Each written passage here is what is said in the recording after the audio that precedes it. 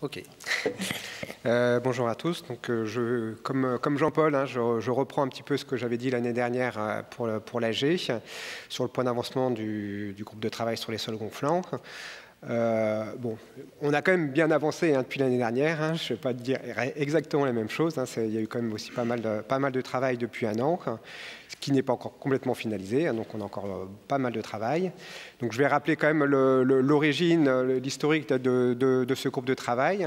Donc c'est un groupe qui a été mené, qui a démarré début 2018 suite à des réflexions au niveau de la commission technique à l'époque, scientifique et technique maintenant. Donc dans le cadre du lancement des études sur le Grand Paris, hein, au niveau des ingénieries, on s'est quand même rendu compte qu'il y avait beaucoup de divergences sur cette problématique des terrains gonflants pour le dimensionnement de nos grands ouvrages du Grand Paris, en particulier les fouilles, hein, les grandes fouilles, et surtout sur les fouilles avec un radier dans les argiles plastiques. Donc on s'apercevait qu'on avait tous des visions très différentes entre ceux qui avaient des positions extrêmes où il fallait prendre en compte directement le résultat des essais de gonflement, de la pression de gonflement qu'on appliquait sous le radier et qui conduisait à des choses quand même assez monstrueuses en termes d'épaisseur de radier, de ferraillage, etc. Et puis ceux qui avaient une approche complètement opposée en disant bah, on est dans des terrains saturés, on n'a pas du tout de gonflement, il ne se passe rien, donc on ne fait rien du tout. Donc l'objectif c'était vraiment d'essayer de trouver une position raisonnable qui permettait de trouver un compromis entre ces deux extrêmes. Alors, qui est concerné ça a été beaucoup les bureaux d'études géotechniques au niveau de, comme on a démarré vraiment au niveau des conceptions, donc c'était pas mal les maîtres d'œuvre qui étaient intéressés et sollicités dans ce groupe de travail. Donc bien sûr, après on a cherché à élargir au niveau des maîtres d'ouvrage, au bureau d'études des sociétés donc de travaux spéciaux, les entreprises générales, hein, les bureaux de contrôle également. Et on a réussi à avoir une bonne représentation, je dirais, de l'ensemble de la profession, avec 3 représentants de BE d'entreprise, 7 de maîtres d'œuvre, un maître d'ouvrage, des BE de sol, 2 bureaux de contrôle, des universitaires, des organismes publics. Donc globalement, une bonne représentativité de la profession. Donc là, je vous montre la liste à peu près à jour hein, des 20 membres du groupe de travail. Avec globalement un groupe qui s'est quand même un petit peu resserré. On est parti à un moment avec beaucoup de personnes qui étaient intéressées, mais qui, je dirais, n'étaient pas très actives. Donc on a un peu resserré notre groupe de travail. Bon, je ne vais pas tous les citer, hein, vous voyez la liste, mais on voit donc cette bonne représentation des différents intervenants de la profession. Donc au démarrage, on a démarré en 2016. Depuis le lancement, on est à une quinzaine de réunions. On partait un peu sur un rythme d'une réunion tous les 2 à 3 mois. Tous les 3 mois plutôt au départ, et puis maintenant on est plutôt sur une réunion tous les 2 mois. Là, depuis la dernière AG, on est à 6 réunions, avec on va dire 12 à 15 personnes par réunion. Donc on voit que le groupe se resserre un petit peu. Et surtout, on était parti au départ sur 2 sous-groupes. Un groupe travaillant plus sur les aspects définition du mécanisme et sur les essais, qui est un groupe qui était mené plus par Jean-François Serratrice, et un groupe qui était qui travaillait plus sur les aspects dimensionnement des ouvrages. On s'est aperçu que, bien sûr, de toute façon, c'était l'objectif, hein, c'était que les deux devaient absolument être liés. Et vu que les groupes se resserraient un petit peu, on est reparti sur cette année depuis juin 2018 avec des réunions plénières regroupant ces 2 aspects et donc permettant de faire vraiment le lien entre les essais, le mécanisme et leur intégration dans le dimensionnement des ouvrages, dans les différents types d'ouvrages. Donc bon, c'est le rappel des objectifs du groupe de travail. Hein, c'est vraiment l'élaboration de recommandations pour le dimensionnement des ouvrages de génie civil en interaction avec des sols gonflants.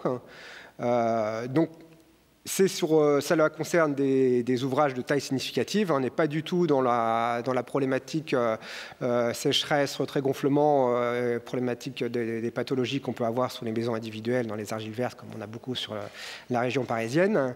On se réunit pour travailler sur des ouvrages à 20 mètres, 30 mètres de profondeur, avec des problématiques assez importantes d'un point de vue économique au niveau du dimensionnement de ces ouvrages-là. On a exclu la problématique stockage, la problématique BUR, on va dire CIGEO, stockage dans des déchets radioactifs dans les couches argileuses du calot oxfordien.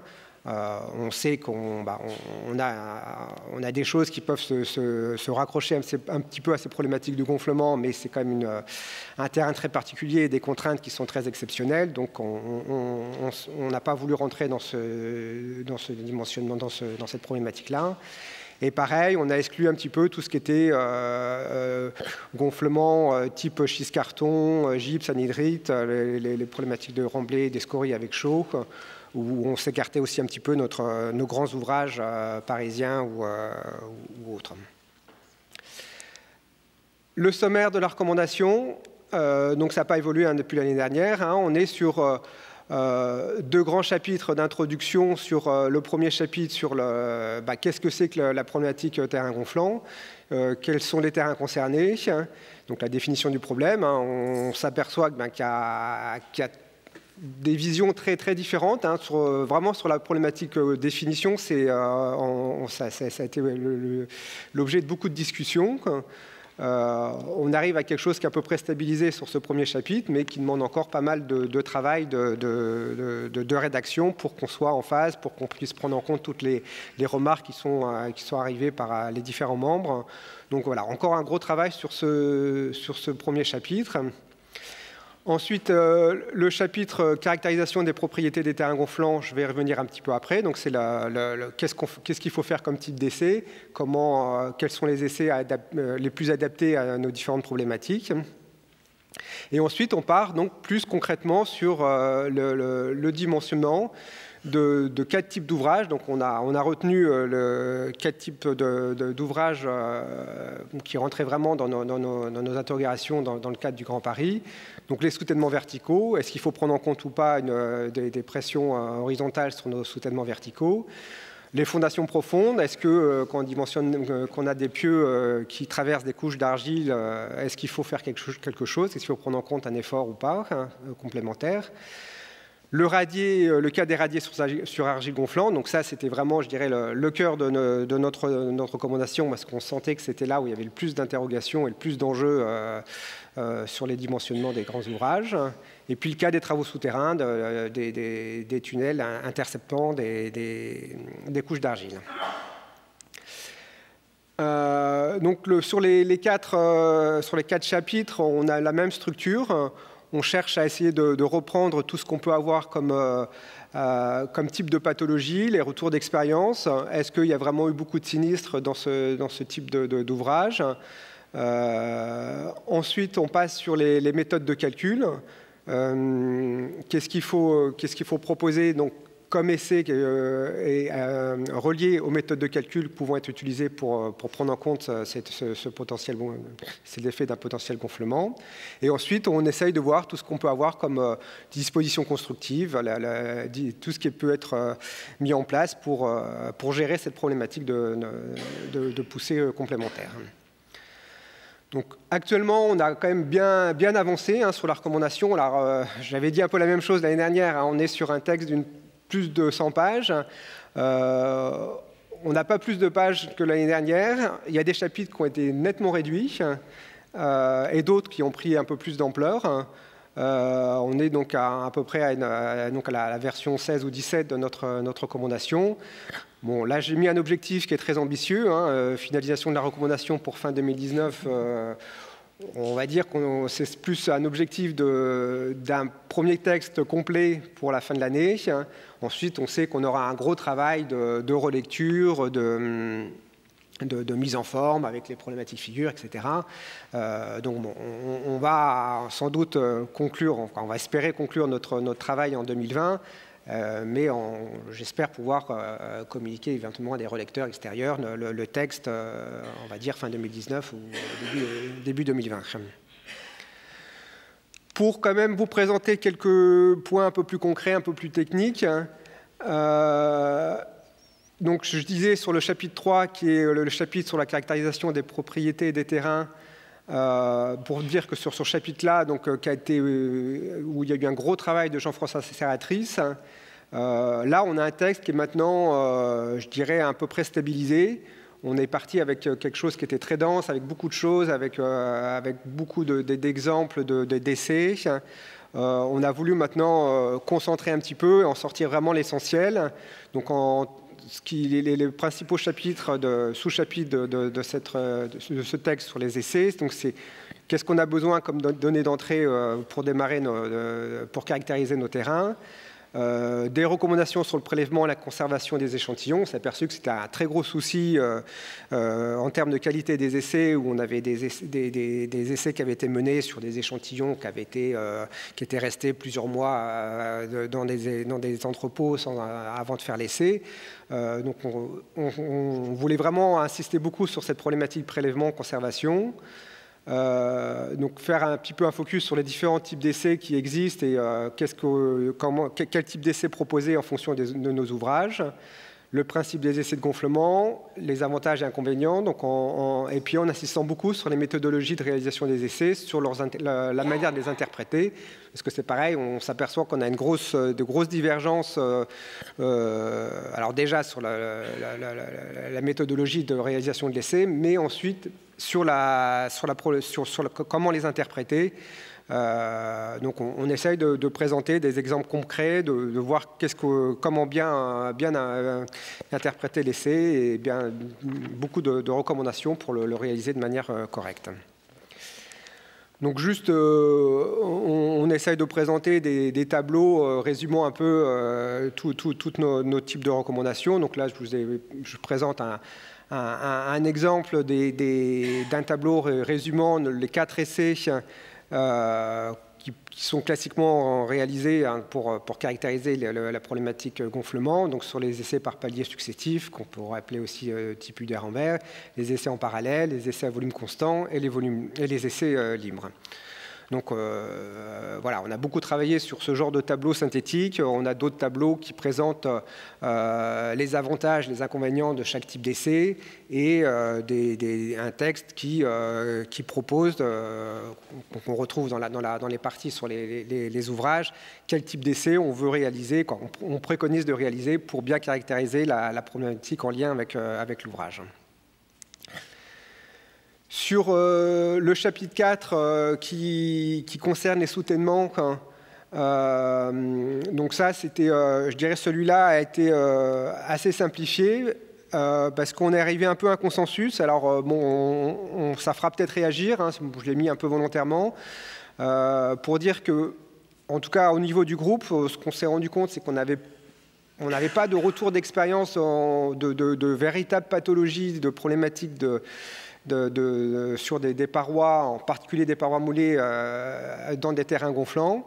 Lorsqu'on a des ouvrages qui sont bien instrumentés, on ne constate pas d'incidence de poussée sur le long terme liée qu'on pourrait lier à une problématique gonflement. Donc on a écrit, pour l'instant, c'est écrit comme cela, dans la recommandation, pour les soutènements de grande hauteur dans des argiles et marnes saturées, l'incidence des éventuelles poussées de gonflement semble négligeable. Il n'y a dès lors pas lieu d'appliquer des pressions horizontales de gonflement sur le soutènement. Donc voilà, on a voulu un peu être brutal, donc après on nuance un petit peu cette phrase en disant qu'il faut faire attention, il peut y avoir des cas particuliers, il peut y avoir des terrains où on n'est pas saturé, où on peut quand même avoir quelque chose à faire, on peut avoir des approches un peu sécuritaires, où on dit on applique une poussée avec un K0. En tout cas, voilà, c'est pour l'instant écrit comme ça un peu brutalement. Et donc, on a un chapitre qui est assez à peu près finalisé sur cette partie soutènement. Sur la partie radiée, on a bien avancé. Ça a vraiment été l'objet de nos dernières réunions. On a beaucoup travaillé sur la prise en compte du gonflement sous les radiers. Parce que là, c'était quand même, là, pareil, partagé un peu par tout le monde. On a des exemples de pathologies de soulèvement de radier liés a priori à des problématiques de gonflement de sol. Donc on décrit un petit peu les pathologies qui ont pu être rencontrées. On décrit le mécanisme en essayant d'assimiler un phénomène de déconsolidation des sols, en prenant en compte le fait de réduction de la contrainte effective au niveau de nos radiers et l'effet du déclenchement de problématiques de gonflement liées à de déconsolidation. On a un gros chapitre sur qu'est-ce qu'on préconise comme essai pour caractériser mécaniquement ce gonflement, et ensuite sur les choix de conception, quel type de conception on peut proposer et comment calculer les ouvrages en fonction de leur conception. Donc on a également des tableaux synthétiques qui résument, sur nos problématiques radiées. On a je dirais les deux grandes familles, les familles qui vont chercher à lutter contre ce gonflement. Alors, en mettant le radier directement sur le sol, donc on peut soit libérer complètement le radier avec, en le laissant se soulever en fonction de la pression de gonflement, soit mettre un ferraillage ou des ancrages qui vont résister vis-à-vis de ce gonflement. Et ensuite, on a, je dirais, la solution qu'on pourrait dire un peu de facilité, c'est de dire on s'affranchit de la problématique gonflement en laissant un vide. Donc le vide qui peut être mis en place sous différentes formes, soit avec des coffrages biodégradables, soit des coffrages non dégradables, il y a différents produits. Alors on va sans doute enlever les produits, pas laisser dans la recommandation des produits, mais c'était les différents types de produits qui sont utilisés actuellement sur plusieurs ouvrages du Grand Paris, et d'autres méthodes qui sont aussi mises en place sur des gares du Grand Paris avec des lits de sable qui sont ensuite aspirés. Et on a la troisième famille intermédiaire, je dirais, où on vient mettre en place du polystyrène qui va, avec un matériau déformable, qui va pouvoir reprendre une partie de la pression de gonflement. Donc voilà un peu pour l'avancement de ce groupe de travail. Donc, le groupe est maintenant bien stabilisé avec, je dirais, à chaque fois des collaborations assez intéressantes. On a beaucoup d'échanges, c'est vraiment, les discussions sont très intéressantes. On avance, on sait que c'est pas facile, il n'y aura pas forcément consensus. On s'attend à pas mal de réactions, réflexions, remarques sur notre texte, mais bon, on essaiera de proposer quelque chose en fin d'année et 2020.